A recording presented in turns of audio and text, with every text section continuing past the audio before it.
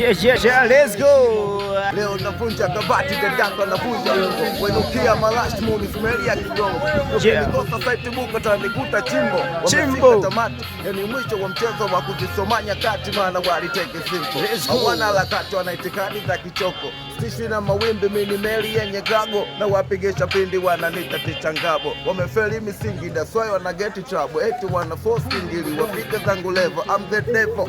On stage inafanya ivo. Punch ni double that no. Smoper is untouchable. Visida mangi skopeshi biza.